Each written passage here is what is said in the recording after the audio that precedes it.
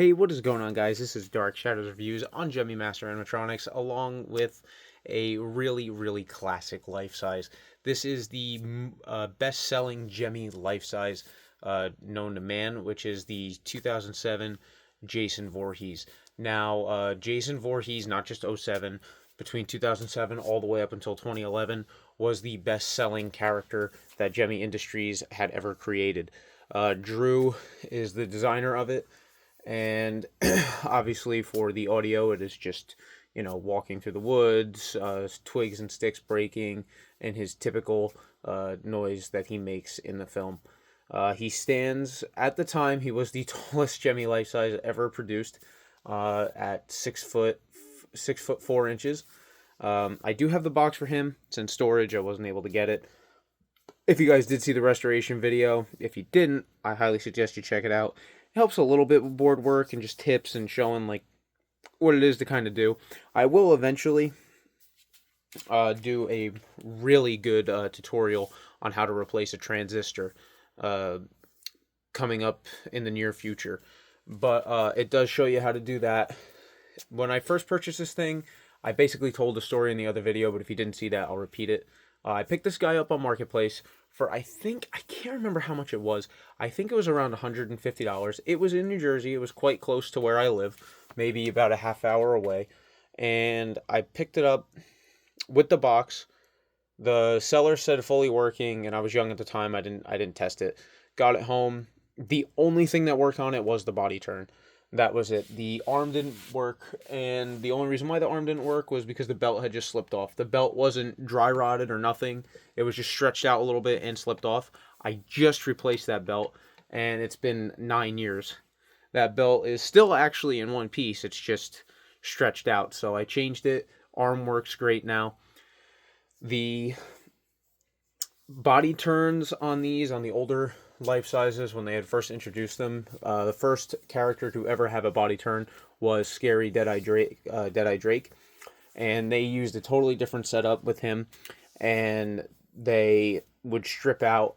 And with the first generation of Jason Voorhees, they had used the same exact style body turn, so I updated it to the 2008 and up body turn, which does not strip out and is very much improved from the original design. So I updated him to the current body turn, or I guess newer body turn. Replace a belt, like I said. Replace the gear in the body turn, which is the 10 tooth, as well as the motor. The motor's brand new. Updated the neck mechanism to a 2010 and 11 mechanism with the rubber belt. It actually works really good. It was a kind of an experimental thing. Didn't think it was going to work, but it worked great. And I replaced the gear and the eyes. The other thing I did was, when I was younger, I ripped the neck mechanism out, which is why I updated it to the newer one, because I had a spare. But unfortunately, I don't have an original laying around, because the one I do have is for Brain Monster over there in the corner. But haven't gotten around to doing that yet. That's probably going to be the next project, since I did everything else. But works great, can't complain. He moves actually a lot quicker, and I replaced 5 transistors on the motherboard. Only needed one, which was a B772 transistor, but I ended up changing 5. I changed 2 D882 transistors, as well as 3 B772s. And out of those 5, it only needed one B772, but I just changed every one in that track. So he works great now. He's flawless. He's one of the very few mint condition, fully working '07 Jasons that exist still. And his hair is great. He's not missing much of any. Some of it has fallen off over the years, but nothing too crazy. And for those of you that did watch my display video for Halloween, this was the one that was outside on the lawn. And if you remember that video, if you stopped and looked at everything slowly, the only thing that was moving on this one was his machete arm. The body turn was not working because, like I said, that motor was locked up, and it wasn't stripped yet, but it was going to be if I kept it on there.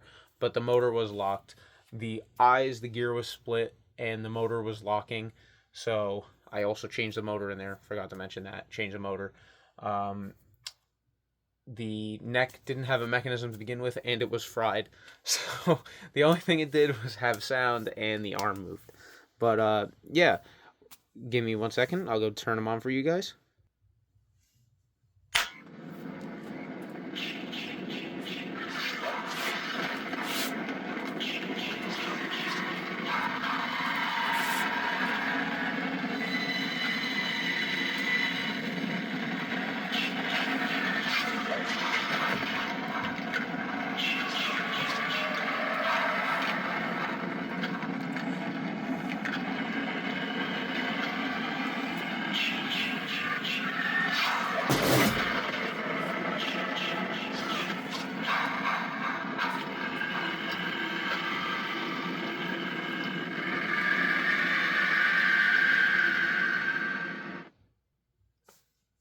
Okay, so I removed the machete because it kept hitting the ceiling, and I put his mask on his hand. So I'm gonna go ahead and demo him with his mask off.